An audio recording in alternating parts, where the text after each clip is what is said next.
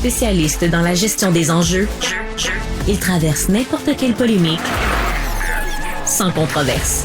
Francis Gosselin. Vaste dossier dans le Journal de Montréal ce week-end qui portait sur les influenceurs du web qui promettent de toutes sortes de façons, là, qui vendent du rêve, en fait, qui promettent de s'enrichir facilement, de devenir millionnaires, toutes sortes de choses. Et évidemment, certains d'entre eux ont été accusés par l'Autorité des marchés financiers, certains d'entre eux, c'était carrément des arnaques.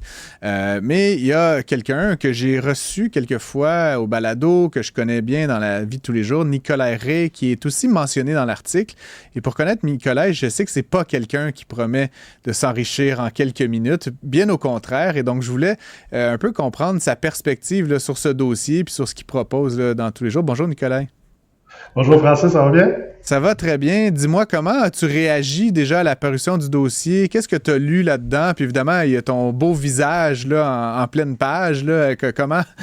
Je ne sais pas si tu avais été prévenu d'ailleurs, mais comment spontanément est-ce que tu reçois quelque chose comme ça quand ça apparaît dans la presse écrite comme c'était le cas ce week-end? Bien, initialement, il faut comprendre, moi j'ai vu la version numérique. Puis la version numérique, tout de suite, je suis tombé sur le texte qui parlait de moi, puis il n'y avait absolument rien de négatif à dire sur moi. Puis au départ, je ne comprenais pas pourquoi j'étais dans l'article, parce que le titre de l'article, comme tu l'as dit, c'était les influenceurs qui font miroiter des millions faciles aux gens.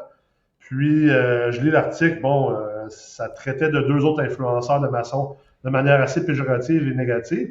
Puis ensuite, on parlait de moi d'un œil tout à fait normal, positif, il n'y avait rien de négatif à dire.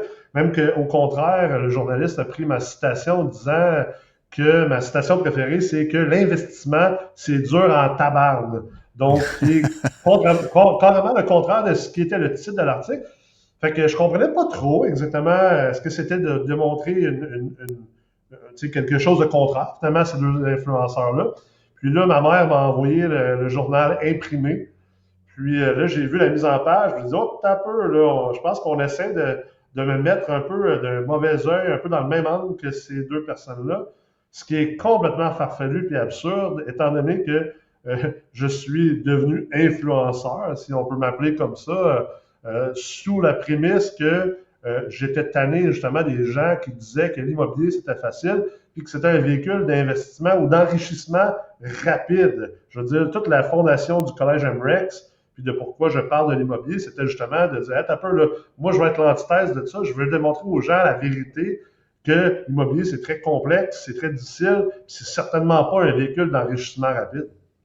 Tu t'es senti suffisamment attaqué pour te sentir investi là, de l'obligation de publier une longue rétorque, là, justement, et c'est sur cette base-là que je t'ai interpellé ce matin. Donc, long texte dans lequel tu expliques là, justement la démarche, comme investisseur individuel, puis évidemment, là, deux choses dont je voulais rapidement te parler. D'un côté, il y a un collectif, là, le collectif Fierbrook. Vous êtes vraiment très impliqué dans la ville de Sherbrooke à toutes sortes de projets, notamment du logement social et abordable, notamment de la revitalisation du centre-ville. Puis le collège MREX, comme tu l'as mentionné à l'instant, qui là fait de la formation en immobilier, justement, avec une perspective plus de long terme. Peux-tu me dire en deux mots, justement, là, parce que, évidemment, on pourrait dire que tu t'enrichis, Nicolas, je veux dire, c'est le but du jeu, un peu, j'imagine, comme entrepreneur, mais comment tu nuances, justement, ce que tu fais et ce que font d'autres là, en utilisant justement le web pour diffuser leurs propos et leurs idées? Ben, à la base, je suis bien flatté d'être traité d'influenceur. Je pense que l'influenceur, ça peut être autant quelque chose de positif que de péjoratif. De mon côté, je me considère comme quelqu'un qui essaie d'être une influence positive sur les gens et sur la société en général, à travers mes actions entrepreneuriales, mes actions de leadership et mes actions d'engagement. C'est ce que je fais depuis 20 ans. Tu sais, j'ai fondé un organisme à but non lucratif dans ma vie, mi-vingtaine, qui était axé sur le développement du leadership personnel chez les gens et leur implication dans la société. Au collectif Fierbrook, on est des investisseurs d'impact, donc on fait du développement immobilier avec comme objectif d'avoir un impact positif sur la société où est-ce qu'on investit, c'est-à-dire à Sherbrooke, parle du logement abordable, des logements sociaux, du développement durable et de l'engagement communautaire. Puis le but du Collège MREX, comme je disais tantôt, ça a été justement de redonner la chance à monsieur, madame, tout le monde de pouvoir améliorer leur sort à travers l'investissement immobilier, mais l'investissement immobilier éthique. C'est-à-dire, je suis un fervent défenseur et croyant du fait que quand on crée de la valeur positive dans le monde dans lequel on vit, généralement, on va effectivement avoir un retour du balancier qui peut être sous forme monétaire, qui peut être sous forme d'inspiration, de se sentir dans sa zone. Donc, oui, je suis dans un domaine où la réciprocité monétaire existe, c'est-à-dire je suis en affaires, je suis homme d'affaires, entrepreneur, également investisseur immobilier, mais c'est certainement pas le why de pourquoi je fais ce que je fais. C'est certainement pas le message qui est véhiculé dans aucune de mes actions ou aucune de mes entreprises.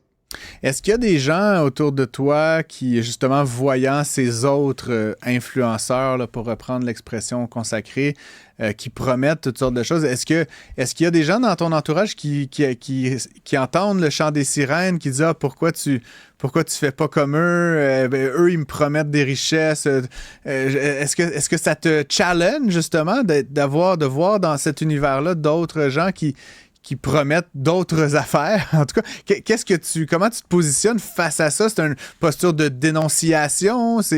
J'aimerais un peu t'entendre, justement, parce qu'au final, pour quelqu'un qui ne s'y connaît pas, tout ça, ça peut un peu sembler comme du charabia, puis il y en a un qui me promet des millions vite, puis l'autre des millions pas vite. Puis je sais pas exactement comment différencier entre tout ça, là, j'imagine. Ben, en fait, tu sais, premièrement, il faut comprendre, moi, je suis entrepreneur, investisseur et développeur. Je ne suis pas influenceur dorénavant. Tu sais, j'ai commencé à publier sur Facebook peut-être en 2014-2015. J'ai commencé à être dans les réseaux sociaux, surtout pour pouvoir partager mon expérience avec les gens parce que je me disais, moi, j'ai grandi dans une famille qui n'avait pas d'argent, qui était pauvre. J'ai grandi dans la pauvreté carrément. On n'avait pas d'immobilier, j'avais pas de mon oncle qui avait des immeubles. Ça a tout pris mon petit change. Heureusement que je suis quelqu'un de persévérant, de débrouillard et moyennement intelligent pour finalement comprendre, OK, c'est comme ça qu'on accède à ce marché-là. Fait que de mon côté, je pense toujours au petit gars, au petit Nicolas qui a peut-être pas eu toutes les chances au monde, mais si je suis capable de faire en sorte que je donne une chance à Nicolas ou à Sylvie ou à Yannick ou à Annick ou à Martin, ben pourquoi je le ferais pas? Moi, je perds rien, justement, à faire ça puis à venir partager, tu sais. À toutes les fois que j'apprends quelque chose dans la vie ou que je vis une nouvelle expérience, mon premier réflexe, c'est toujours de dire « Hey, crème, j'aimerais ça en parler avec quelqu'un, j'aimerais ça le partager. » Tu sais. Je pense d'ailleurs, ça nous permet encore mieux d'intégrer des notions qu'on apprend ou des expériences qu'on vit. C'est d'ailleurs ce qui est vraiment le fun lorsque on enseigne ou lorsque, justement, on fait des réseaux sociaux parce que ça te permet toi aussi d'approfondir davantage ta réflexion par rapport à ce que tu viens de vivre. Tu sais, moi, à la base, là, mon why dans la vie, pourquoi je me lève le matin, c'est que je suis encore le même petit gars qui jouait au Lego dans sa chambre pendant des heures, ou à SimCity, ou à Civilization 2. J'aime ça bâtir, j'aime ça me lever le matin puis avoir l'impression que ce que je fais, là, ça a de la valeur, ça a une raison d'être, ça a du meaning, tu sais. Je pense que, tu sais, oui, l'argent, c'est important, tu sais, comme j'ai dit tantôt, j'ai grandi pauvre. Tu sais, si on étudie la pyramide de Maslow, je pense que c'est important que tous les êtres humains, on puisse s'assurer que l'étape 1, l'étape 2 de la pyramide de Maslow, c'est réglé.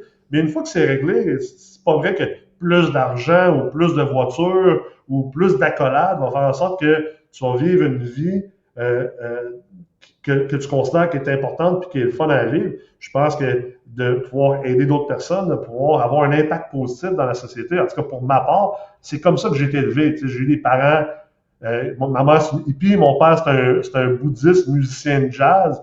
Tu sais, j'ai grandi dans un 4,5 avec des coquerelles à Los Angeles. Je voulais pas être pauvre comme adulte, ça c'est clair, net et précis.